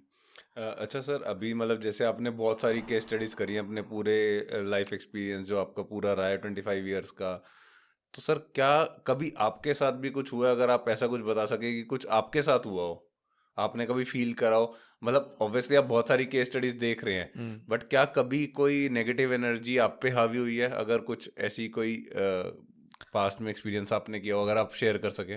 देखो, कई एनकाउंटर्स ऐसे होते हैं, वैसे तो मैं कहता हूँ सारे एनकाउंटर्स आसान नहीं है, डिफ़िकल्ट होते हैं, बहुत मुश्किल होते हैं। और वो ऐसे एनकाउंटर्स होते हैं जिसका आपकी बॉडी के एनर्जी सिस्टम पर इम्पैक्ट होता है, इसलिए हम अपने आप को सुरक्षित रखने के लिए बहुत कुछ करते हैं। अगर मैंने रुद्राक्ष पहने हुए हैं, या मैंने कवच पहने हुए हैं, या मैंने देह रक्षक मंत्र सिद्ध किया हुआ है, या मैंने अपने गुरुओं से और मंत्र लिए हुए हैं, या कुछ एंटिटीज़ को हमने सिद्ध किया हुआ है, वो इसीलिए करते हैं कि पहले हम खुद को सुरक्षित करें। उसके बाद भी ऐसा हो जाता है कि कई बार केसेस में एनकाउंटर हो जाता है। अब एक केस स्टडी थी, एक फैमिली है, उस फैमिली में क्या हुआ कि एक 3 सिस्टर्स थी वो, और उनके पेरेंट्स थे, मतलब बहुत अच्छी खासी लाइफ चल रही थी, सब फर्स्ट क्लास था। अब उसके फादर का अपने पार्टनर, बिजनेस पार्टनर के साथ कुछ डिस्प्यूट हो गया। थोड़ा मैं शॉर्ट में सुना रहा हूँ। तो डिस्प्यूट के चलते ना उनको आपस में, मतलब वो एक दूसरे से अलग हो गए। तो वो जो पार्टनर था उसने उसको ये पता था कि अब ये व्यक्ति है तो इसने डिस्प्यूट किया, तो इसका जो हक बनता है या जो इसका शेयर बनता है वो बहुत बड़ा है, और अगर ये लेगा तो उससे बिजनेस पे बड़ा प्रभाव आएगा। तो उसने उस पर एक नकारात्मक ऊर्जा का प्रयोग किया। एनकाउंटर क्या था कि कई क्रियाएं ऐसी हैं जो इंसान को, अब मैं एक और नया पहलू आपको बता रहा हूँ कि बीमारियां तक दी जाती हैं। अच्छा। तो उनके घर में क्या हुआ, उन्होंने वो क्रिया करी और उस क्रिया का रिजल्ट ये आया कि नाड़ी तंत्र में कुछ क्रियाएं होती हैं जिनका इम्पैक्ट ये आता है कि आपको ब्लड से रिलेटेड प्रॉब्लम होगी, ठीक है। तो आउट ऑफ नोवेयर उनके फादर की तबीयत एकदम से डिटोरेट होने लगी, और द मोमेंट उन्होंने उसका टेस्ट कराया तो ही डायग्नोज्ड विद ब्लड कैंसर। तो उनको गले का ब्लड कैंसर हुआ। अब थोड़ा बहुत वो स्मोक करते थे, तो और फैमिली को एक रीज़न आउट हो गया कि यार भाई ठीक है, smoke can be a reason, and धीरे धीरे वो बीमारी बढ़ती गई और कुछ 1-1.5 साल के अंदर वो एक्सपायर हो गए। तो फैमिली ने उसको एक्सेप्टेंस दी। अब वो उनको लेकर उनके अस्थि विसर्जन के लिए गए। उसके बाद 10 दिन बाद कुछ शायद क्रिया वगैरह करने के लिए वो हरिद्वार गए, पूरा फैमिली, पूरा परिवार। The moment they came back, उनकी मदर के पैरों में बहुत ज़्यादा स्वेलिंग हो गई। अच्छा। बहुत ज़्यादा स्वेलिंग हो गई। हम्म। जनरल थॉट था कि भाई सफ़र किया है, पैर लटका कर बैठे हैं, थकावट हो गई। तो अक्सर स्वेलिंग हो जाती है। तो उन्होंने देखा यार स्वेलिंग हो गई, तो बाद में देखा ना पेट थोड़ा बढ़ गया है। उन्होंने कहा यार थोड़ा तो दिक्कत बढ़ रही है। अब देखो ये हरिद्वार से वापस ही आए हैं सिर्फ, और डॉक्टर के पास ले गए। डॉक्टर ने, उनके फैमिली डॉक्टर ने देखा और चेकअप किया, और वो बहुत एक्सपीरियंस डॉक्टर थी, तो उसने थोड़ा डरते हुए, क्योंकि इतना बड़ा हादसा ऑलरेडी घर में हुआ, उसने कहा बेटा मैं आपको बताऊंगी चेक करके थोड़ा बाद में, आप फिलहाल इनके ना कुछ टेस्ट कराओ। ठीक है। अब उस डॉक्टर को समझ आ रहा था कुछ कि गड़बड़ ज़्यादा है, तो पहले तो वो असमंजस में थी, बताऊं ना बताऊं, क्योंकि फैमिली डॉक्टर थी, जुड़ी हुई थी। फिर रात को 2, 1:30 या 2 बजे उसने उन घर की एक लड़की को, तीनों बहनों में से एक बहन को बीच में फ़ोन किया। उसने कहा बेटा मैं आपको फ़ोन कर रही हूँ कुछ ऐसा बताने के लिए जिसे आपको बहुत हिम्मत से सुनना होगा। वो डर गई, बच्चा अनमैरिड लड़की है। उसने कहा ये कैसी बात आप अचानक से बता रहे हो डॉक्टर? उसने कहा हाँ जी बोलो। बोलो बेटा मेरे अंदाजे से इनको कैंसर है। तो उसने कहा कि मैम आप क्या बोल रहे हो, हम अभी अपने फादर को खो के आए हैं 10 दिन पहले, कल उनकी क्रिया करके हम वो लौटे हैं, कैंसर से हो गए हैं, she is all fit and fine, इनको कोई प्रॉब्लम ही नहीं है, बस थोड़े से पैरों में स्वेलिंग है और कुछ ऐसी दिक्कत भी नहीं है। बोला बेटा मुझे लगता है तो आप बाकी सारे टेस्ट छोड़ो, इनका सीधा पेट स्कैन कराओ। तो उसने कहा अब आप सोचो कि क्या मनोदशा होगी उस टाइम उस फैमिली की। हिम्मत जुटाई उन्होंने, पेट स्कैन कराया। पेट स्कैन की रिपोर्ट में आया कि कैंसर पूरी बॉडी में फैल चुका है। एंड डॉक्टर्स वर सरप्राइज्ड कि इतने दिनों से आपको पता क्यों नहीं चला। अब इस बात का साइंटिफिकली कोई लॉजिक नहीं है, क्योंकि अगर आप सेम डीएनए से बिलोंग करते हो तो चांसेस हैं कि आपके फैमिली की हिस्ट्री है तो आपको वो बीमारी हो जाए। बिल्कुल। और कैंसर कोई ऐसी बीमारी नहीं है जो एक व्यक्ति से दूसरे को होती है। बिल्कुल करेक्ट। तो ये इनको कैसे, और इनको जो हुआ वो स्टमक में कैंसर था, वो उनके फादर को गले का था, तो it was a different cancer, different type of cancer. और जब पता लगा तब तक it was almost at the 4th stage. और उससे पहले कुछ सिम्टम्स भी नहीं कुछ आए? नहीं, कोई सिम्टम नहीं। तो फैमिली को डाइजेस्ट ही नहीं हो रही थी कि हम्म। हुआ तो हुआ कैसे। हम्म। अब उन्होंने डॉक्टर से पूछा, डॉक्टर ने कहा भाई इनके पास ज़्यादा से ज़्यादा 3-4 महीने हैं। अब उस फैमिली के वो 3 सिस्टर, उनका कोई भाई नहीं है, उनके लिए वो एक एक दिन काटना मुश्किल था। फिर भी उन्होंने बहुत प्रयास किया, बहुत मेहनत की, बच्चों ने भाग दौड़ के, और ईश्वर ने उनका इतना साथ दिया कि वो 3-4 महीने की बजाय उनकी मदर ने 1.5 साल निकाल लिया। 1.5 साल बाद फिर हालत डिटेरियोरेट हुई, और एक दिन रात को 1:30 बजे, 2 बजे उठ के मदर ने अपनी बिटिया को बोला कि बेटा मुझे चाय पीनी है। वो कह रही है आज तक मेरी मम्मी ने मुझे कभी नहीं उठाया, कभी मुझसे कुछ मांगा नहीं है ऐसे, और ये कुछ अलग है। तो उन्होंने कहा आर यू श्योर? उन्होंने कहा हाँ। रात को 1:30 बजे? 2 बजे उठ 2 के बजे। जगा के उसे। उसने कहा ठीक है। वो चाय बनाकर लाई, चाय बनाकर लाई। द मोमेंट शी सॉ के, तो उनकी बॉडी में कुछ दिक्कत मतलब एकदम से हुई, कुछ अलग और दिखा? हमारा कुछ होने लगा जब अजीब सा। इससे पहले वो कुछ समझ पाती, वो एक्सपायर हो गई सामने सामने ही? सामने के सामने। अब उनको ये समझना बड़ा मुश्किल हो गया कि ये हुआ क्या उनकी फैमिली के साथ। धीरे धीरे धीरे धीरे समय आगे बढ़ा, और उनके घर में अब एक सिस्टर की शादी पहले हो चुकी थी, तो बाकी 2 बची, उन दोनों के बीच में रोज़ लड़ाई झगड़े फॉर नो लॉजिक, कोई रीज़न नहीं, बेवजह बड़ी लंबी लंबी लड़ाइयाँ हो रही हैं घर में, अशांति, बड़ा बुरा हाल। उनको भी छोटी मोटी बीमारियों ने तंग करना शुरू करा। जब वो मेरे पास आई, उन्होंने मुझसे कहा कि सर हम बहुत परेशान हो गए हैं, आप प्लीज़ बताइए। मैंने कहा भाई मुझे लगता है कुछ गड़बड़ है, बट अच्छा उन्होंने इससे पहले मुझे सब कुछ नहीं बताया कि उनके फादर पेरेंट्स के साथ क्या हुआ। अच्छा, पूरा आपको सब कुछ भी नहीं बताया, मतलब जस्ट वो आई तो मैंने उनको कुंडली देख के कहा, मैंने कहा बेटा मुझे ऐसा लगता है कुछ गड़बड़ है। आपने कुंडली देख के बताया? हाँ, मैंने कुंडली देख के बताया। मुझे लगा कि मैंने कहा भैया आप अब जनरली अगर मुझे ये पता लग रहा है कि पेरेंट्स नहीं है, तो एकदम से किसी को सामने से पूछने की हिम्मत नहीं होती, तो बहुत इनडायरेक्टली पूछा जाता है। तो मैंने पूछा, मैंने कहा बेटा आपके पेरेंट्स की हेल्थ वेल्थ के साथ कुछ मुझे गड़बड़ लग रही है, कुछ हुआ है? उन्होंने कहा सर दोनों ही नहीं है। तो मुझे आइडिया था, पर मुझे ये नज़र आ रहा था कि वो नेचुरल डेथ नहीं है। फिर मैंने उन्हें बताया, मैंने बेटा मेरी कैलकुलेशन तो ये भी कहती है कि ये नेचुरल डेथ नहीं है। तो बोली सर अब कैसे पता करें? मैंने कहा बेटा मैं ये विजिट के बाद बताऊंगा घर पे, क्योंकि ये मुझे ऐसा नहीं लग रहा किसी व्यक्ति विशेष पे कोई क्रिया है, इसका इम्पैक्ट पूरे परिवार पे है। उन्होंने मुझे अपने घर बुलाया, मैं उनके घर गया, मैं विजिट की। विजिट करते आई कुड गेज के समथिंग इज बिग, और वहाँ पर 2 बहुत बड़ी एंटिटीज का प्रयोग किया गया। एक दैवीय शक्ति, ठीक है, और एक जो स्पिरिट थी उसका इस्तेमाल किया गया था। स्पिरिट क्या, जैसे मैंने अभी आपको बताया था सूखा मशान, ऐसे कच्चा मशान भी होता है। अच्छा। कच्चा मशान छोटा बच्चा होता है, छोटे बच्चे के रूप में होता है। और एक बड़ी देवी थी जिसके विकराल रूप को वहाँ पे, मतलब जिसके नेगेटिव रूप को वहाँ पर इस्तेमाल किया गया। तो सर जैसे भी आपने बताया कि आप जब एंटर करें तो क्या आपको वो एंटिटीज दिखती हैं? उन एंटिटीज का एनर्जी सिस्टम हम महसूस कर सकते हैं। अच्छा।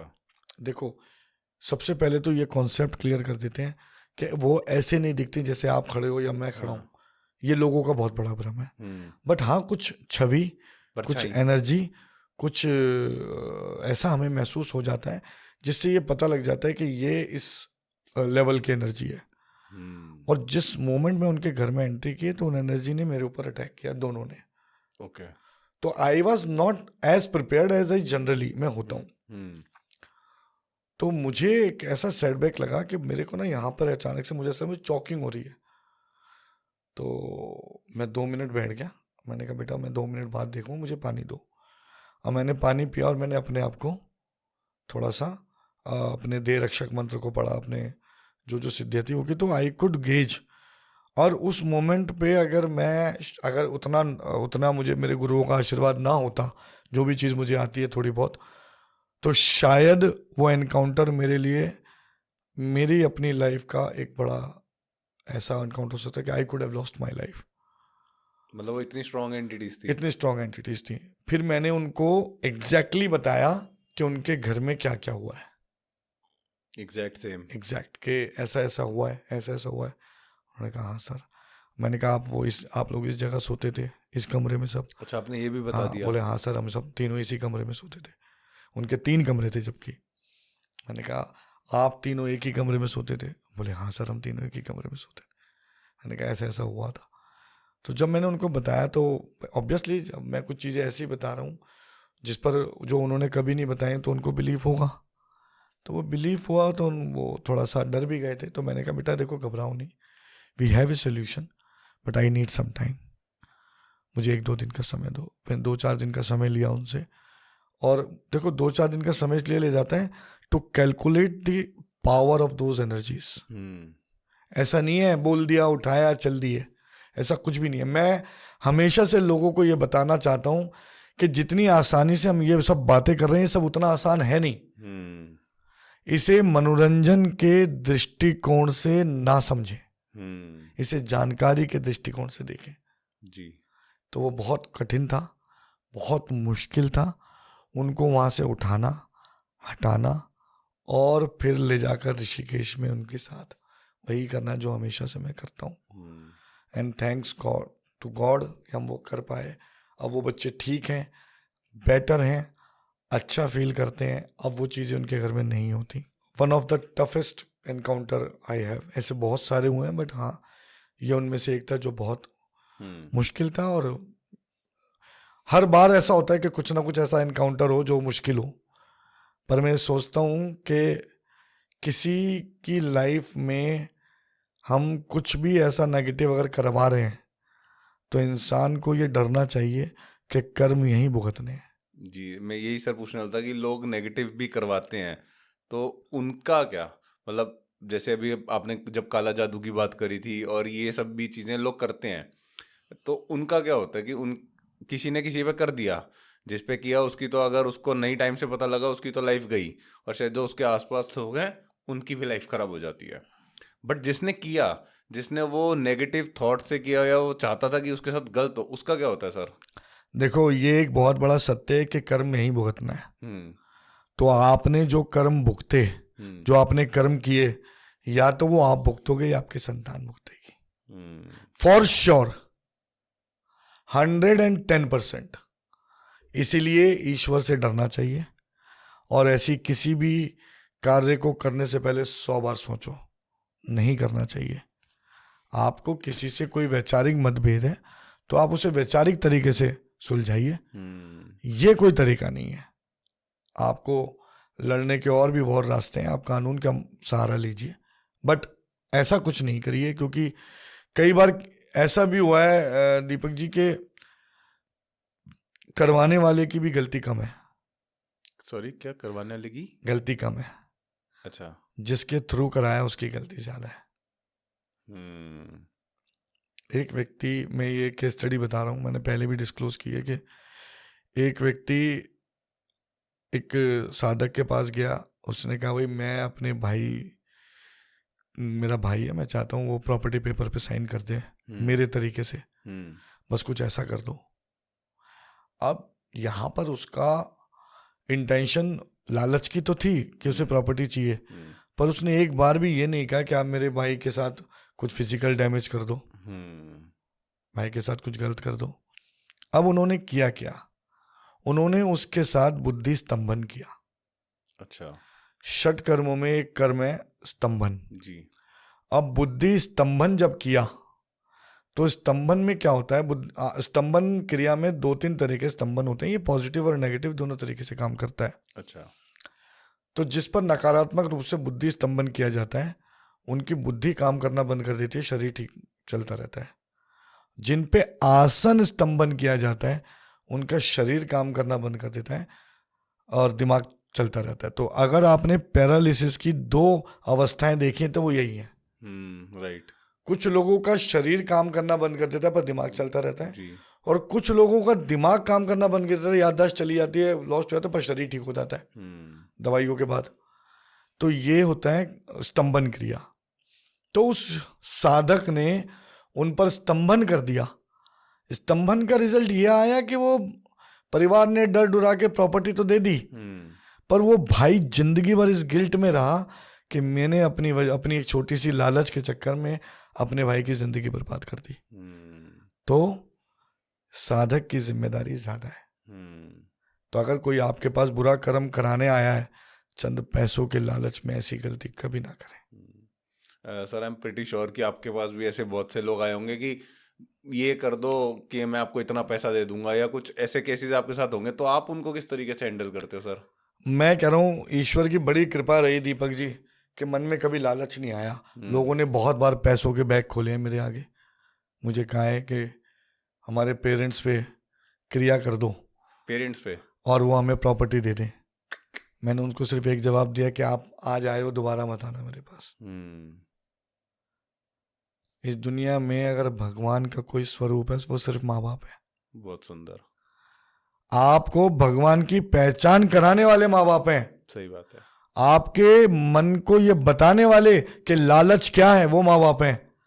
आपको ये सिखाने वाले कि कैसे खाया जाए वो माँ बाप हैं, और कैसे जिया जाए वो माँ बाप हैं। और आप उनके ऊपर कुछ क्रिया कराने आए हो, इससे ज्यादा नीचे कोई इंसान नहीं गिर सकता। मैं स्पष्ट रूप से, देखो मेरे को ये पता है कि इसका परिणाम मुझे या मेरी संतान को भुगतना पड़ेगा, तो मैंने आज तक जिंदगी में ऐसी कोई क्रिया नहीं की जिससे किसी का बुरा हो। इसीलिए मुझे रात को नींद अच्छी आती है। मैं ब्लेस्ड हूँ।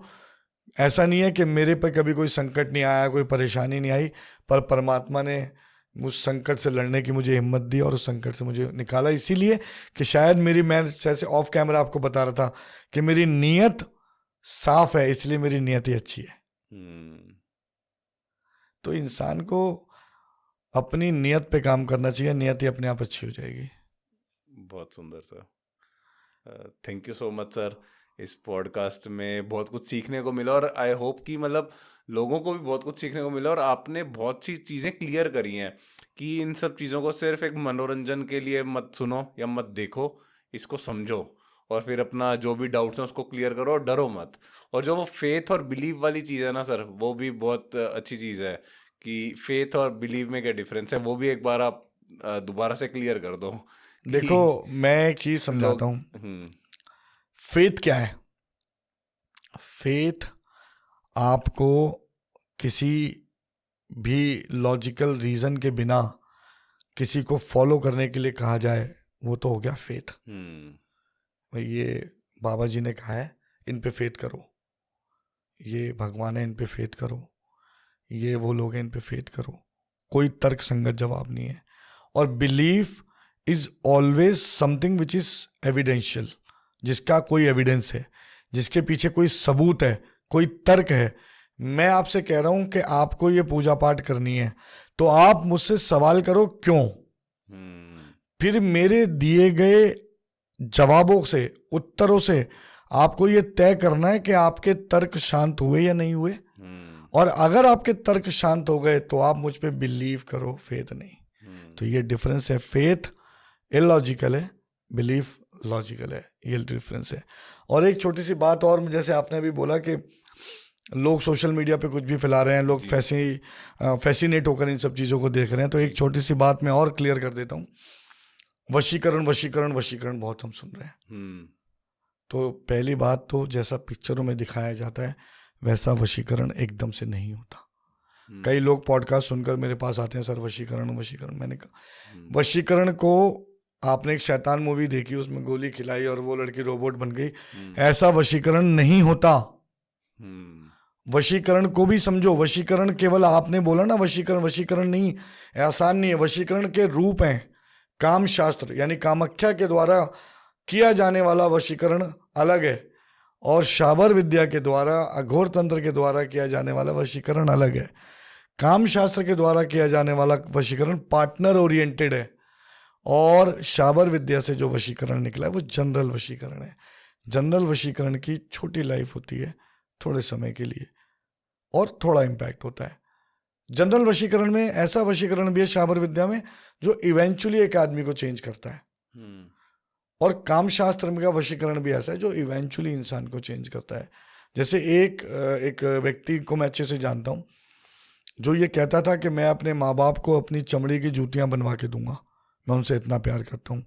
और एक वक्त आया कि जब उस पर वशीकरण हुआ तो उसने अपने माँ बाप पे हाथ भी उठाया। तो वशीकरण होता है, पर ऐसा नहीं कि एक दिन में हो जाता है। और इस सब चीज़ों को प्लीज़ मनोरंजन और खेल की तरह ना देखें। जितनी आसानी से हम इनकी बात कर रहे हैं, इतनी आसानी से ये नहीं होते। ये शास्त्र हैं, ये बने हमारी मदद के लिए हैं, पॉजिटिव शास्त्र हैं। ईश्वर ने ये शास्त्र बनाए हैं। ये कहाँ से आए, कैसे आए, इसके ऊपर कभी बात करेंगे, लेकिन आप इनको अपनी सपोर्ट की तरह देखें, डर की तरह नहीं। जी, thank you so much sir. और आप लोगों को ये पॉडकास्ट अच्छा लगा और आपके मन में अगर कुछ क्वेश्चंस हैं सर से पूछने के लिए, तो प्लीज़ आप कमेंट बॉक्स में वो क्वेश्चंस पूछिए, और कोशिश करेंगे कि सर दोबारा आए पॉडकास्ट में और उन क्वेश्चंस का आंसर करें। Thank you so much sir. Thank you so much for calling me to your podcast. बस आपके माध्यम से जितनी जानकारी हमने दी है, उद्देश्य फिर वही है कि हम लोगों के जीवन की सपोर्ट बने, डर नहीं। Thank you so much.